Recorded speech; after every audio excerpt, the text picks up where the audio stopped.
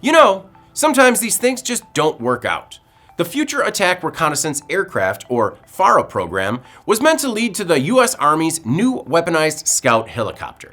The Army had even held a design competition to find the replacement for the Vietnam-era OH-58 chopper once it was retired. In the interim, Apache attack helicopters and shadow drones were filling in. According to Defense News, the Army has spent at least $2 billion on the program and earmarked some $5 billion for development over the next 5 years. The Raider X prototype from Lockheed Martin's Sikorsky was a FARA frontrunner, and Bell Textron was also a player with the Bell 360 Invictus. Despite engine delays from General Electric Aerospace, test flights were planned for later this year.